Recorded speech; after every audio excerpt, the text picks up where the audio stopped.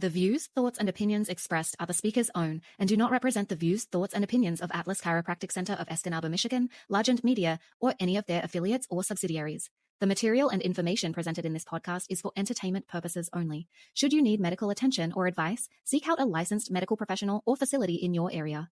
The Tapping into Uncomfortable with Reade Hubert DC name and all forms and abbreviations are the property of its owner, and its use does not imply endorsement of or opposition to any specific organization, product, or service. Welcome to Tapping into Uncomfortable, the 2025 edition. Folks, you better be ready this year because you're at risk of mental encephalic herniation. That's right, your brain could mentally grow, which is the opposite of the koala whose brain is too small for its brain case and sloshes around.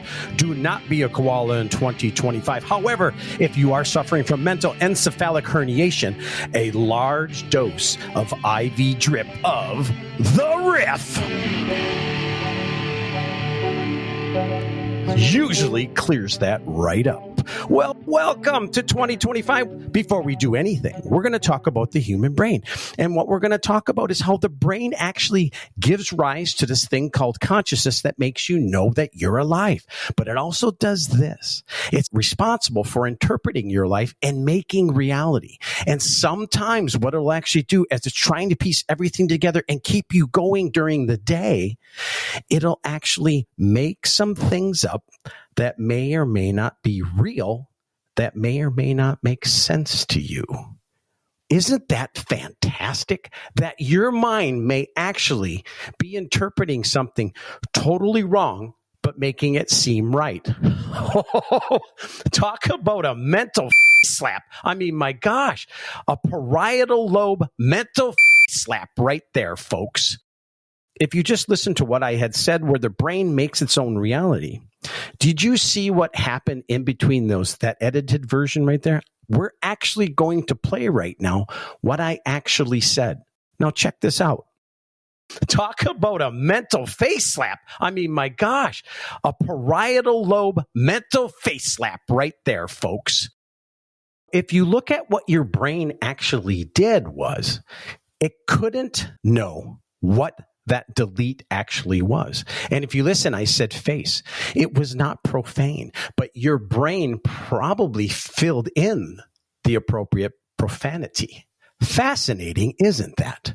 That your brain transcended, interpreted, and said, here's your reality. And it was wrong the whole time. Oh, bomb drop.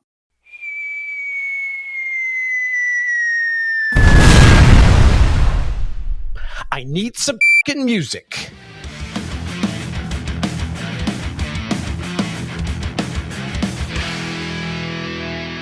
What am I going to talk to you today about? Number one, since it's New Year, New You, we are going to totally focus on probably around 10 things of you incorporated, something that may be able to help you haven't heard in other places.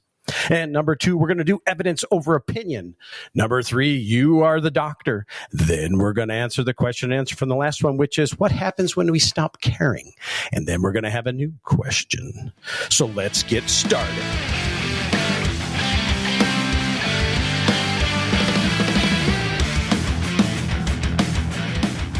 All right, folks, you incorporated 2025. What we're going to do is number one on the menu is embrace the perfection of imperfection. So, folks, the following recorded was unexpected memory that popped up on my phone of January 1st of 2025. This is me and my bride on my New Year's resolutions from January 1st of 2024. What is that on your head? That's the new Headbangers headband. The faster I move, the faster the music plays. Listen while I run in place. What is that on your feet? These are the Confidence 2000 kicks. For every step I take, it records 3. I got 15,000 steps in yesterday, and I feel great.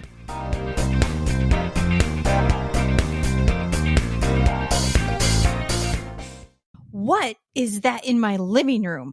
Baby, that's the ultra rocket treadmill with a blower on the back. I got the oxygen resuscitator and farm animal accessory.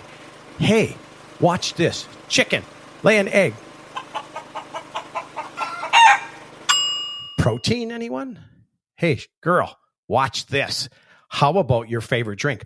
A medium caramel latte, please. Milk?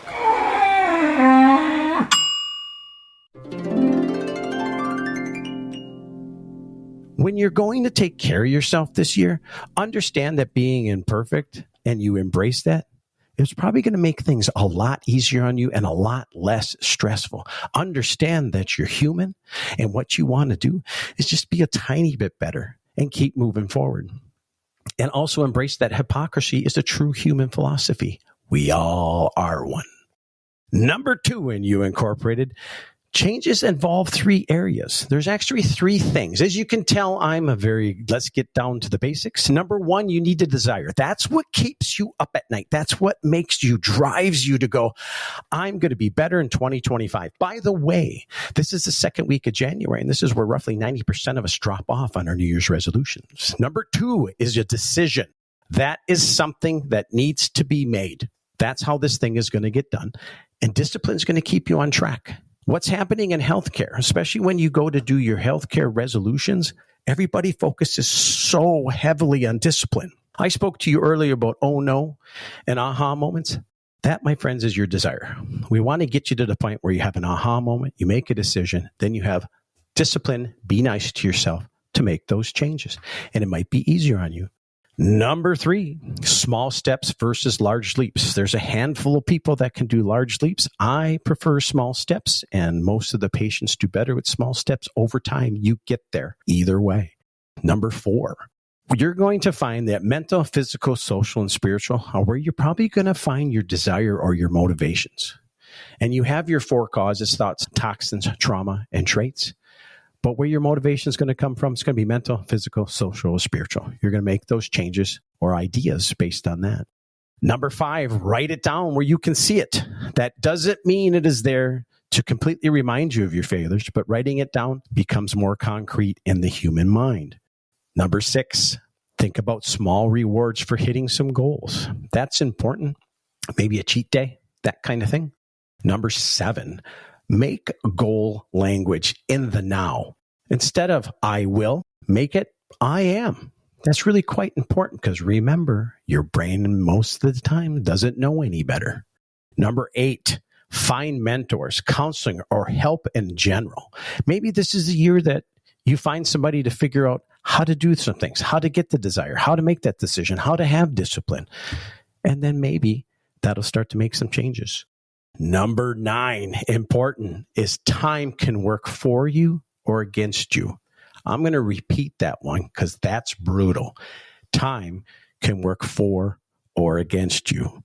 Very important. Number 10 is there's only 4 categories of sickness. 3 of them you can choose: thoughts, toxins, or trauma. All right, folks. Number 2 is evidence over opinion. Absolutely amazing, fantastic thing is happening.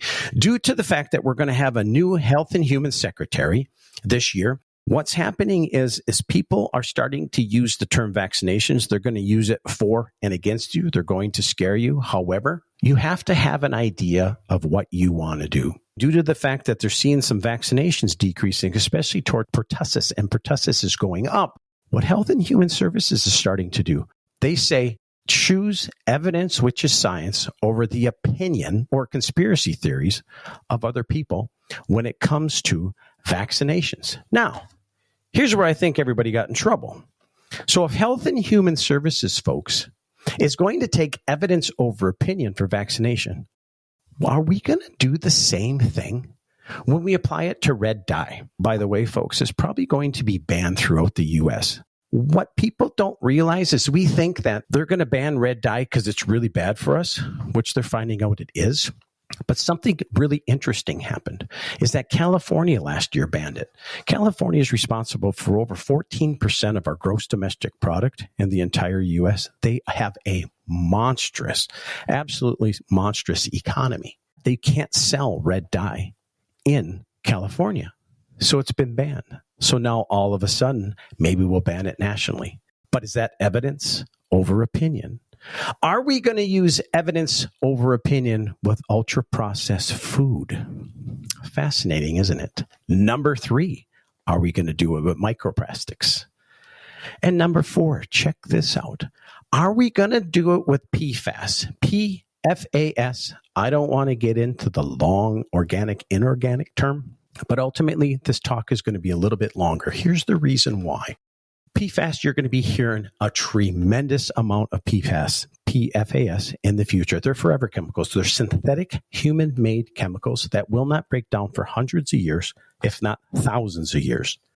We had evidence in the late 90s from major manufacturers that said, hey, look, the stuff that you're putting on farmers' fields has PFAS or forever chemicals in it. Now, this has been going on since the late 90s that our government was informed by these companies. Because here's what happened. When they had doing their chemical reactions, they're producing stuff for us that lasts longer. That's why these forever chemicals are in there. They had a sludge left over. And somebody said something very brilliant. They said, why don't we find a purpose for our sludge? And they did. What they found is due to some nitrogen in it, it actually became a fertilizer. So they took PFAS sludge, unknowing, and started spreading it on farmers' fields. Now, PFAS, which is cancer causing, nobody should ever have it in their body, is now on millions of Americans' acres. Going back to when they told our government in the late 90s that this sludge is now toxic and it contains PFAS, we continued to spread this sludge on millions of acres over the next 20 years. Now, what do you think is going to happen as it gets into our groundwater? It is going to absolutely blow up. Latest research just came out this year on the neurotoxicity. That means the brain and nerve toxicity of PFAS. And it's going to get absolutely amazing what's coming out with it because some of these chemicals are crossing the blood-brain barrier and actually getting into the brain cells. So PFAS, folks, I'm going to explain it to you. We had the evidence over opinion, and we're not doing anything about it maybe 25 years later. Why aren't we changing with ultra-processed food? Why aren't we changing with microplastics? Folks, we can't.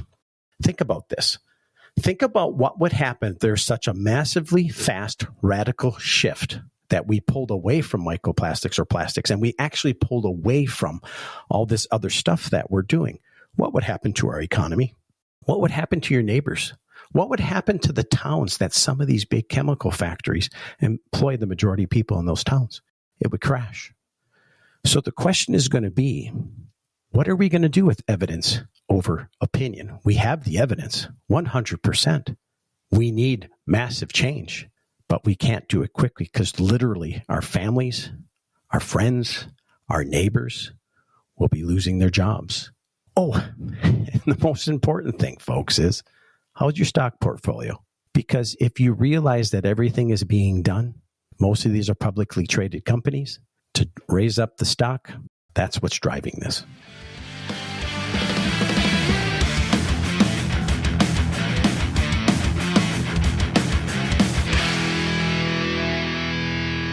Part 3 and one of the last, and we're almost done, is You're the Doctor. So this is a really nasty kind of thing that what I do in my office is people come and they have the desire. They think they made a decision and they have the discipline. They're going to make changes. They're going to take care of their health.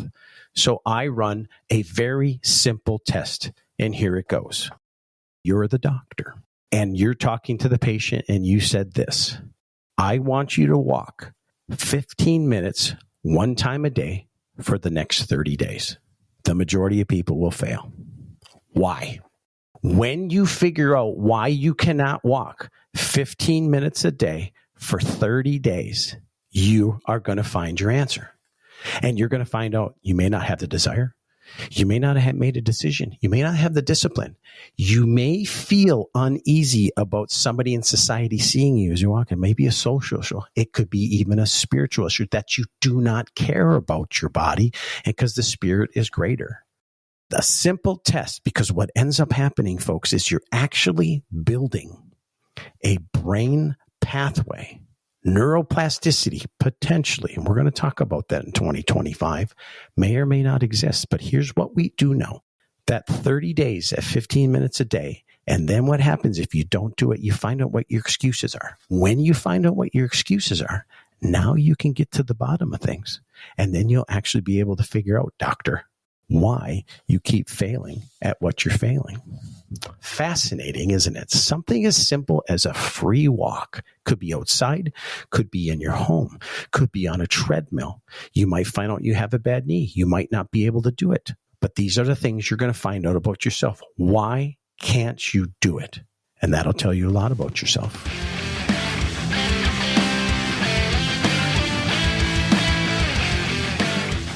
All right, folks. Question and answer from the last one. What happens when we stop caring? The reason that I ask this, when I'm actually seeing in my village, in my city, in my state, in my country, is I'm seeing apathy. It's really starting to take over, and that people just don't care. They're not hot. They're not cold. They just don't care. There are many, numerous examples throughout history on what happens when people don't care. But I'm going to bring you up one that was actually answered in April of 1945 when the Allied forces went in and they freed the concentration camps. The Allied force commander said, I cannot comprehend why would there be a concentration camp outside of a town? What did the town think? They didn't care. It didn't matter to them. So what did the officers do, the Allied officers? They took the people in the neighboring towns and they marched them through the concentration camps so they could see it. If you wanted to see how bad things can get when you stop caring, that's one of the worst. You can see that on YouTube. I would highly recommend you look it up. That's potentially what can happen when you stop caring. My brain, folks, right now, trucking hurts.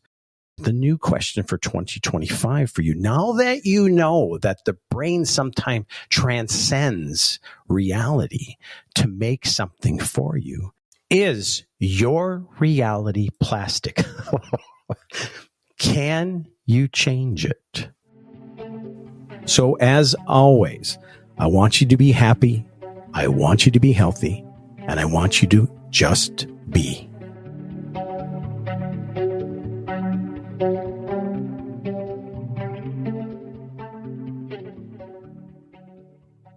This whole podcast is based on a book. Be on the lookout for 4 T's to a Better You, a blueprint for identifying and addressing the 4 causes of sickness. You'll be able to buy it just about everywhere.